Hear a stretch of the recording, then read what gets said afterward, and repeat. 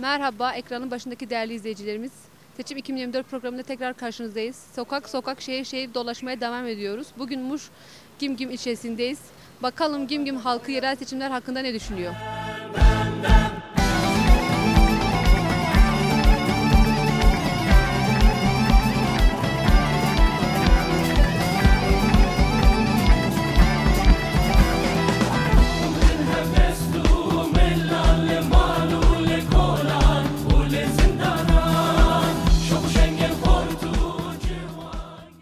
Merhaba amca, nasılsınız? Merhaba, sağ olun. İyiyiz. Ama biz sürekli iyiyiz demişiz. Aslında iyi değiliz. Yani toplumsal olarak iyi değiliz. Neden desen? Şimdi açlık desen açlık, yoksulluk desen yoksulluk, fukaralık desen fukaralık. Bütün söz tek bir şahıs yönetiyor. Bir şahsın yönettiği bir ülkede faydası ne olabilir? Ben herkesten soruyorum. Herkese cevap versin. Şimdi sürekli vaatler yapılıyor. Diyor ki bana verin, ben işte gülistanlık yapıyorum. Halbuki o vaatler kendisine aittir. Oran kendisine aittir veyahut da belli çete var, belli etrafındaki mafyalar var. Onlara şunu rantı sağlıyor. Bu zavallı toplumsal halka sağlayamıyor. Bu halk bir fayda göremiyor. Halk gittikçe yoksullaşmış, gittikçe bitmiş. Yani seçimler çare değildir bu insanlar için. Hani demokratik bir seçim değil ya, antidemokratik olan bir seçimde ne fayda gelebilir? Dikta bir rejim var. Dikta rejiminde yani ifade özgürlüğü yok, söz özgürlüğü yok, kendisini ifade etme durumu yok. İşte bu sıkıntıları hepimiz yaşıyoruz, genel yaşıyoruz. Tarikatı yarattı, cemaati yarattı. Tarikat ve cemaatin bu ülkeye, bu insanların ne gibi faydası var? Hiçbir faydası yok. Şu anki seçimi nasıl değerlendiriyorsunuz? Bölgeye göre mesela Kürdistan Varto olarak. Varto, ben Kürdistan dedim de Varto bölgesi Dem'dir. Dem'in dışında hiç kimse alamaz. Varto'daki halk aydındır, bilinçlidir. Yıllardan beri bu zulmü görmüş, hakareti görmüş, hakaret ve zulme karşı direnmiştir. Yani seçimi demokratik bir şekilde kullanıyorlar. Diğer antifaşist partilere kimse oy vermiyor. Deme veriyorlar. Şimdi demin ilkeleri demokratik ilkelerdir. Demokratik ilkeler olduğu için din, dil, kültür fark etmiyor. Onlar için insan insandır. Herkes insandır. Ama diğer faşist partiler insan değildir. Ya tarikatçı olacaksın, ya cemaatçi olacaksın, ya AKP'li olacaksın, ya CHP'li olacaksın. Hele burası hani biz Türkiye Cumhuriyeti diyoruz bağlıyız ya, burası Kürdistan bölgesidir. Kürdistan bölgesi çok zulüm gördü, çok zulüm yaşandı. Çok yaşandı. Halen de aynı yaşıyoruz. Halen biz bir polisi gördüğümüz zaman titriyoruz. Polis bizi ne yapacak, nereye götürecek?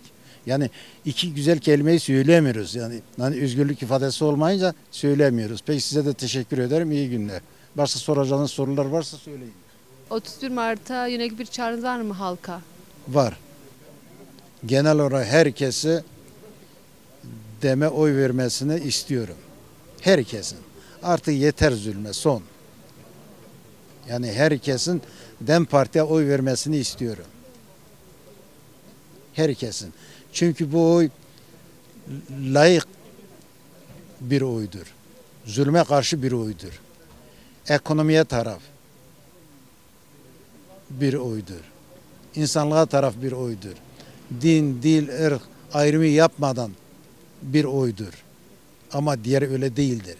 Bana oy verirsen sana hizmet getiririm. Bana oy vermezsen sana hizmet getiririm. Böyle bir anlayış dünyanın hiçbir tarafında olmamıştır. Bak böyle bir düşünce dünyanın hiçbir tarafında olmuyor. Milleti açık tehdit ediyor. Bir cumhurbaşkanısın. Bir de ben bu sözü özellikle söylüyorum. Yani Cumhurbaşkanı sen yiyebildiğin her şeyi yiyebilirsin. Hakkındır. Ama ben Medine hurması, manda yoğurdu, diğeri bilmem balı, kestane balı yiyorum. Bu çok çirkin bir sözdür. Yani ülke genelinde çok çirkin bir sözdür. Bir cumhurbaşkanına yakışmayan bir sözdür bunu söylüyor. Ha cumhurbaşkanısı yersin, hakkındır. Ama televizyona çıkıp ya o zavallı Halk çöplükte ekmek bulamıyor. Ekmek bulamıyor. Sen onu söyle, onu gör. Onu demiyorsun, ben bunu diyorum. Bir de eşi kalkıp şunu söylüyor. Porsiyonu küçülttü. Ya biz porsiyonu küçülttük, biz çöpte ekmeği topladık, çöpte her şeyi topladık yedik. Daha yetmiyor mu size? Bu ülke dünya genelinde tek bir ülkedir. Bak 4 mevsim yaşıyoruz. Yaz, kış, ilkbahar, sonbahar. Yani bolluğu, bereketli belki dünyanın yarısını besleyebiliyor. Ama biz bitirdik, yok ettik. Yok ettik. İşte gerici anlayış yok etti. Bu insanları bu duruma getirdi. Kardeşliğin durduğu yerde ayrışmayı oluşturdu. Kardeşliğin olduğu yerde ayrışmayı düşünebiliyor musun? Bundan artık kötü ne var? Ha belki ben bunun sorgulamasını da görüyorum da görsem hiç minnet de etmiyorum. Ben açık söyleyeyim. Biz bir tarafta demokrasi diyoruz, bir tarafta özgürlüğü diyoruz, diğer tarafta da soruşturmayı geçiriyoruz değil mi? Haka rava mıdır bunu yapıyorsun? Ama söz tek bir adamın ağzına girmiş, o söz ne söylerse bu insanlar da yürüyor. Biz de kabul etmiş. Teşekkür ederim. 31 Mart'ta yerel seçimler olacak. Bununla ilgili ne düşünüyorsunuz? Valla 31 Mart inşallah ülkemize hayırlı bir seçim olur. İnşallah her şeyden önce demokrasinin gelmesini istiyoruz. Siyasilerin hepsi iyi düşünmesi gerekiyor. Ben küçük bir ilçede yaşıyorum değil mi? Şu anda yıllardır bu ülkede siyaset yapanlar, belediye başkanlığı yapanlar, parti başkanlığı yapanlar ilçemizin ihtiyaçları olan hiçbir şey el atmadılar. Örnek olarak asırlardır bu ilçede bir üniversite yok. En büyük eksikliğimiz. Bu ilçenin altyapısı 40 yıl önce yapılmış, o altyapısı değişmemiş. Büyük bir sıkıntı. Sularımız kanalizasyon sularıyla karşı karşıya. Karışıyor birbirine. Bu ilçemizde doğalgaz yok. Yani bunlarla hep rüşvetlerle mi geliyorsa, vallahi biz rüşvet verecek bir düşünceye sahip değiliz. Yani bizim siyasi düşüncelerimiz belli. Nasıl belli? Biz doğuda yaşıyoruz. Zaten istesek de istemesek bizi terörist ilan ediliyoruz. Hani benim siyasi düşüncem sorulmuyor. Ben buradan gitsem bir yerde nereden geliyorsun? Vartu'dan geliyor. Ama bunlar terörist deniliyor. Bu yanlış bir şey. Bunu her şeyden önce kamuda çalışan tüm kesimlerin kendisini bu konuda bir iğne ucu da olsa batırmaları gerekiyor. Bir eleştiri getirmeleri gerekiyor kendilerine. Çünkü vatandaşı eğer sen terörist olarak görürsen vatandaşını itmiş oluyorsun. Vatandaşı kazanmıyorsun. Bu ülkemizin sorunları bu ilçenin sorunlarıyla aynı eşdeğerdir.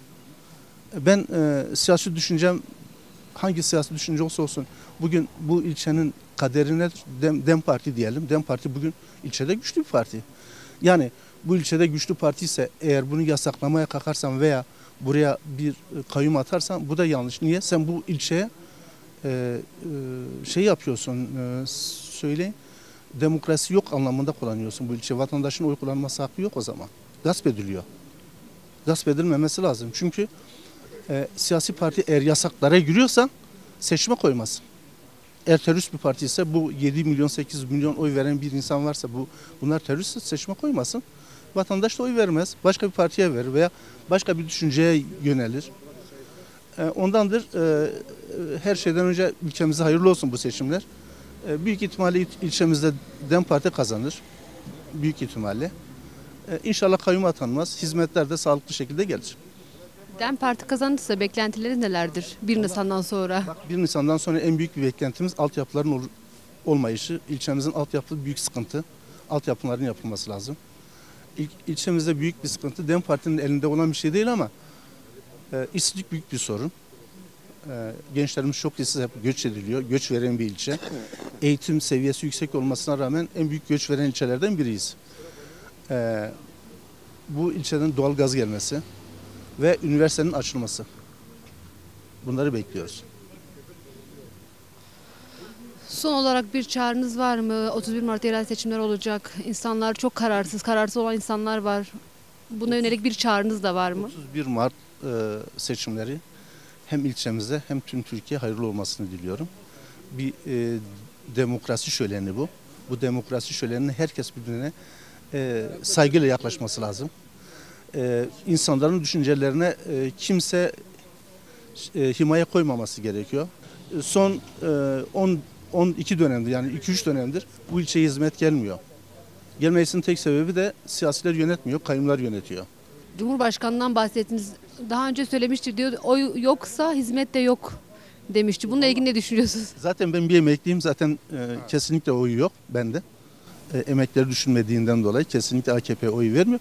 Şunu da söyleyeyim, ben yıllardır AKP'ye oy vermiyorum. Yani hani bana maaşımı yükseltse de oy vermiyorum. 100 bin lira yapsa da oy vermiyorum. Çünkü benim siyasi düşüncem belli. Ama bu ülkenin vatandaşı olarak özgür hür yaşamak istiyorum. Bu da benim hakkım. Ben 80 genciyim. 80'lerde benim ilçem daha özgürdü. Daha siz gelseydiniz bu ilçeye inanır mıydınız? Lise öğrencisini gördüğünüz zaman bir üniversite seviyesindeydi. O kadar eğitim seviyesi yüksekti. Onu sağ olsun son 20-25 yıldır bu ülkeyi yönetenler başta eğitimi öldürdüler. Hukuku öldürdüler ya. Ben kendimi savunamıyorum yani hiçbir yerde savunamıyorum. Diyeceksiniz ki sen nasıl özgürce konuşuyorsun? Özgürce konuşabiliyorum. Şimdi bir siyasi bir baskı olduğu zaman sen bu partidesin dedikleri zaman kendimi savunamıyorum. Çünkü bana terörist diyorsun. Başka bir şey demiyorsun ki. Ben HDP oy vermesen de bana terörist diyorsun. Ya FETÖ'cü diyorsun. Yani bu böyle bir bölünmez insanlar. Ya bu insanlar kardeş yani. Ben siyasi düşüncem farklı olabilir. Ben sizle aynı şeyi paylaşmak zorunda değilim. Eğer aynı şeyi düşüneceksek o zaman bizim farklılığımız ne olur? Farklılığımız olmaz. Öyle değil mi? Sizle aynı düşüncede olabilir miyiz? Olamayız yani istesek de olamayız. Çünkü farklılığımız olmaz o zaman. 31 Mart'ta yerel seçimler olacak. Bununla ilgili ne düşünüyorsunuz? Düşüncelerimiz şu an için Varto halkı için en iyisi ne olacaksa o olsun. Zaten oy vereceğimiz yer belli, parti belli ama şöyle bir şey de var. Bu partiye vereceğimiz oy da gençler açısından çok iyi olması gerekiyor. Gençler açısından herhangi bir belediye seçimi zaten çok önemli bir şey. Hizmet gelmesi gereken bir parti ise zaten oyumuz belli ama şöyle bir şey var.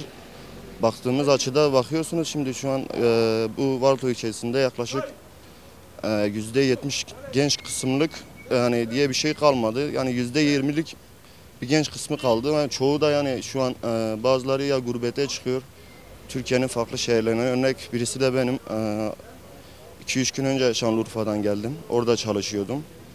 Bu işsizlikten dolayı olan bir şey. İşsizlik tabii belediyelikle alakası olan bir şey değil ama partinin veyahut da bu gençlerle ilgili de bir çalışma yapması gerekiyor. Bir sosyal aktivite olsun mesela bir gençlerin oturabileceği bir yer mesela ailesiyle huzur bulabileceği bir yer, bir park herhangi bir şey maalesef Varto'muzda bulunmuyor. Bunun için düşüncelerim şu an bu. Partide zaten düşüncelerimiz belli. Hangi partiye vereceğimiz de belli. Tabii ki bu siyasi görüşler herkesinki farklı olabilir. Benim kendi şahsi düşüncem öyledir. Oyumun rengi hiçbir zaman değişmedi, değişmeyecek de. Tabii ki bu hizmete de bağlı olabilir. İnsanlarımız partisini değiştirebilir, farklı bir partiye oy verebilir. Onları yargılayamayız biz. Benim kendi düşüncem öyle. Şu an için beni savunan parti hangi partiyse, dilimi, ırkımı savunan parti hangi partiyse ben oyumu ona veririm. Hangi parti? DEM Parti tabii ki de. Tek bir oyum var, o partiye de vereceğim oy bellidir. DEM Parti'dir. Bugüne kadar böyle geçti. Bugünden sonra da böyledir. Başka da elimizden bir şey gelmiyor genç olarak. DEM Parti kazandıktan sonra Varto'da bir şeyler değişecek mi? Umarım değişir diye düşünüyorum. Tabii ki kayyum atanmasa. O meselemiz de var ama kayyum atanırsa da dahil inşallah gelebilecek insandan vicdan bekliyoruz. Hizmet bekliyoruz. Biz inşallah umuyoruz ki kayyum atanmaz. DEM Parti de gerektiği şekilde hizmetini yapar ki bunu kanıtlamış olur, göstermiş olur. Hem halkın inancı daha da çok yükselir hem de bu kayyum atayan siyasi görüşler belki düşüncesi değişebilir. Özellikle biz gençler açısından diye düşünüyorum. Kayyum 8 yıldır Varto'da. Ne gibi hizmetler yaptı ki insanlar bu kadar göç etti? Yani göç sebebi şu, çoğunlukla yani bir siyasi görüşler oluyor. Ve hizmet, yani Varto küçük bir yer zaten hizmet görülebilecek yani hizmet olsa zaten görülebilecek küçük bir yer olduğu için görülür. Ama maalesef ben pek Varto'da duramadığım için hep gurbette çalıştığım için pek göremiyorum işi. Şimdi yanına yalanlayamayalım. Ama Varto'da örnek kayyum atanacaksa ve insanlar ya da gençler bu tür şeylerden faydalanacaksa ilk öncelik gençlerin olmasını gerektiğini düşünüyorum. Gezme amaçlı olsun, spor olsun, başka nasıl diyeyim size, bir aktivite olması gerekiyor ama maalesef bu tür bir ilçede biz göremiyoruz. Varto küçük bir yer, yani hizmeti ne kadar büyük olabilir ki? Yani çok küçük şeylerle değiştirilebilir ama maalesef biz göremiyoruz. Genç olarak artık yani durma gibi bir imkanımız da yok. Hep gurbette çalışmak zorunda kalıyoruz. 30 Mart'taki yerel seçimlere bir çağrınız var mı? İnsanlar oy kullanmaya gitmeyen insanlar var, kararsız olan insanlar var. Bununla ilgili söylemek istediğiniz bir şey var mı son olarak? Şimdi bununla ilgili işte size dedim ya, her insan hürdür, özgürdür işte. İsteyen oyunu kullanabilir, isteyen kullanmayabilir. Tabii ki ama bir oy da bir oydur. Bunu değiştirebilmek partilere kalmış bir şeydir. Mesela şu an Varto ilçesinde en güçlü parti olarak gördüğümüz parti DEM Parti'dir. Bunun DEM Parti'nin göstermesi gerekiyor. Bu çabayı öncelikle onların göstermesi gerektiğini düşünüyorum.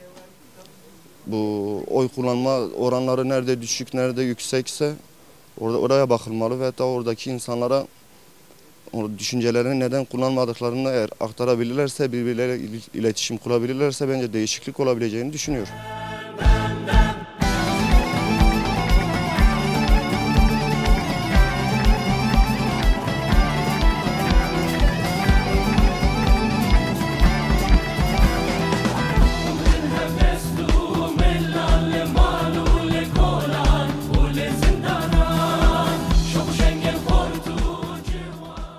31 Mart'ta yerel seçimler olacak. Bununla ilgili ne düşünüyorsunuz?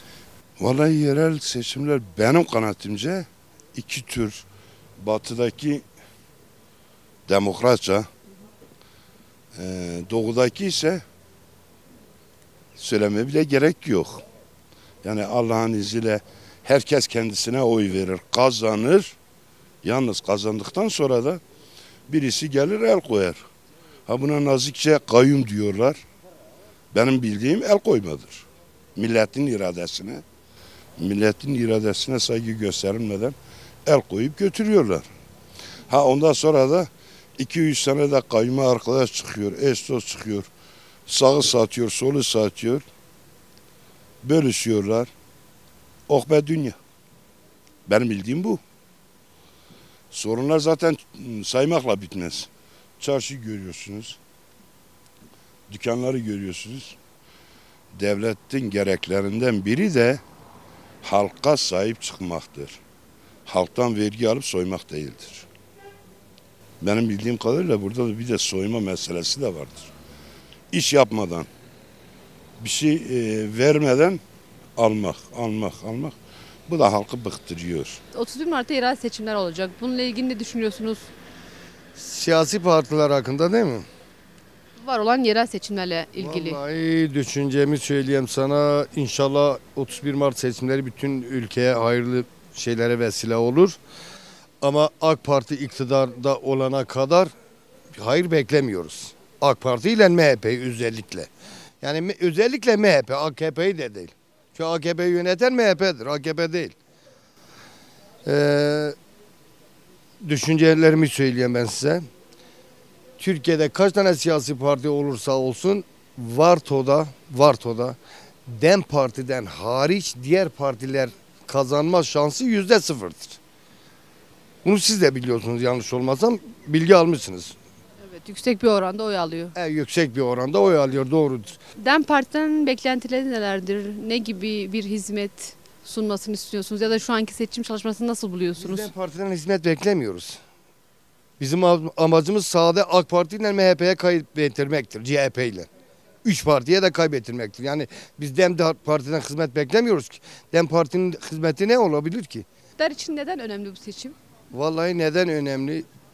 Türkiye'de cezaevlerinde o kadar siyasi tutsaklar var. Onun için önemli. Bir de inşallah bu seçimde kazandığımız belediyelere kayyum atanmayacak. O önemli. Başka ne diyeyim? Son olarak söylemek istediğiniz bir şey var mı? Bir çağrınız var mı? bir çağrım. 31 Mart'a yönelik bir çağrınız var mı? Bütün 31 Mart seçimlerinde bütün Kürtlere çağrım şudur. Kimse kendini satmasın. Herkes elini vicdanına koysun. Ona göre oyunu kullansın. Bizden AKP, MHP, CHP'den hayır yok. Özellikle Kürtlere bir hayır yok. Herkes elini vicdanına koysun. Ona göre oyunu kullansın. 31 Mart'ta yerel seçimler olacak. Bununla ilgili ne düşünüyorsunuz? Valla bununla ilgili yani biz halkı olarak hazır olduğumuzu düşünüyorum. Burada kararsız olan vatandaşlara da lütfen 31 Mart'ta sandığa gidip oylarını kullansınlar. Hangi partiye oy vereceksiniz? DEM Parti. DEM Parti'den beklentileriniz nelerdir? Ya DEM Parti'den hani sonuçta beklentilerimiz biraz nasıl desem hani DEM Parti sonuçta iktidar olmadığı için hani yerel seçimlerde de hani ne gerekiyorsa onu istiyorum. Yani ben istiyorum ki böyle kadın için, yaşam için, hani özgürlük için, doğa için tabii ki DEM Parti yani özellikle kadınlar için bu mevcut iktidarda biliyorsunuz her gün binlerce kadın öldürülüyor. Binlerce çocuklar istismar ediliyor. Doğa talan ediliyor. Bundan dolayı her dem olsun. Bir kadın olarak ne gibi zorluklar yaşıyorsunuz? Ya ben kadın olarak yani tabii ki yani o zorlukları yaşıyoruz tabii ki. İstihdam alanları yok kadınlar için. Yani gençler için de yok. O yüzden yani istiyorum ki yani DEM Parti gelince böyle kadınlar için böyle bir istihdam alanı yaratabilirlerse hani evde oturup bekleyen kadınlar var yani işsiz güçsüz. Yani bize böyle bir istihdam alanı yaratılsa memnun oluruz. Son olarak bir çağrınız var mı? 31 Mart'ta yerel seçimler olacak. Kararsız insanlar var. Bir çağrınız var mı halka? Ya diyorum ya yani biz zaten Türkiye'de hani biz DEM Partililer olarak zaten biziz bir oyumuzdur. Lütfen yani kararsız olan bütün vatandaşlara 31 Mart'ta sandığa gitmelerini istiyorum. Ve DEM'e vermelerini istiyorum. DEM dememeye serkeftir. 31 Mart'ta yerel seçimler olacak. Bununla ilgili ne düşünüyorsunuz? Vallahi hangisi iyiyse onu istiyoruz. Biz HDP'yi destekliyoruz. Yani hayatımda ben AK Parti'ye oy vermemişim. Tekrar vermeyeceğim. HDP'ye vereceğim. DEM Parti'den beklentileriniz nelerdir? Ondan bekletin çok. Her şeyi bekliyoruz ondan. Çünkü diğerleri biz denenmişiz. 22 senedir AK Parti yönetiyor. Yani Türkiye'nin halini biliyorsunuz. Türkiye'yi ne hale getirmişler. Bunu değişmeye lazımdır. Biz onu değişmeyi istiyoruz. HDP bir Türkiye HDP'yi beklesin. Onu da denesin. Ben onu söylüyorum. Onu istiyorum. Herkes onu bir denesin. 5 yer değil. 5 yer de ona versin. Bakalım onu da denelim. 8 yıldır Varto bir kayyum var. Ne gibi çalışmalar yaptı? Varto ne doğalgaz var, ne temiz su var. Yani Varto perişan bir haldedir. Hiçbir şey yok. Varto'da hiçbir şey yok. Yani bir hizmet yok. Kimse hizmet görmemiş Varto'ya bu kayyum nedeniyle.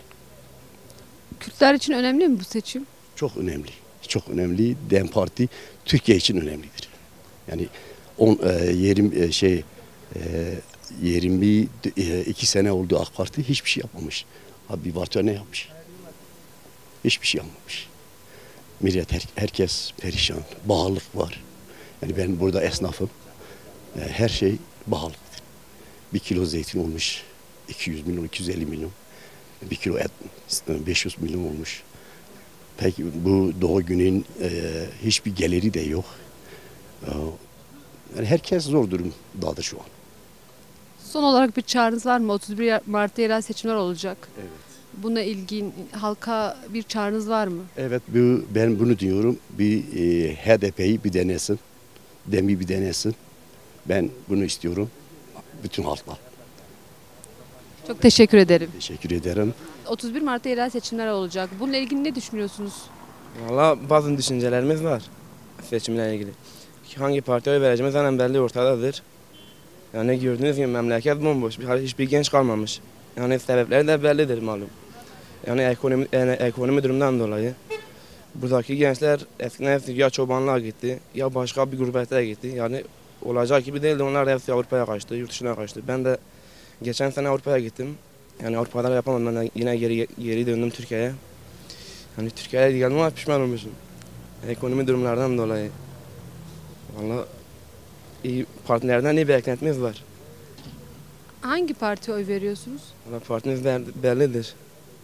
İçimizdedir. DEM Parti'ye oy vereceğiz. DEM Parti'den beklentiniz nedir? Vallahi beklentimiz yani Varto'ya katkı yapmalarını istiyoruz. Yani ekonomi düzeltmesini istiyoruz. Yani birkaç genç kaymış onları da kaybetmesinler. Onlar da Avrupa'ya kaçmasınlar. Yani istediğimiz tek şey budur. Yani özgürce yaşamak istiyoruz biz artık. Yani artık insan çıkıp haberlerde konuşamıyor. Yani konuşsa ya hapistesin ya da zindandasın. Fark etmiyor ki. Düşüncelerimiz bunlardı. Teşekkür ederim. Bir genç olarak beklentin ne? DEM Parti kazandıktan sonra bir şeyler değişeceğine inanıyor musunuz 1 Nisan'dan sonra? Evet inanıyorum. Kendi partime inanıyorum.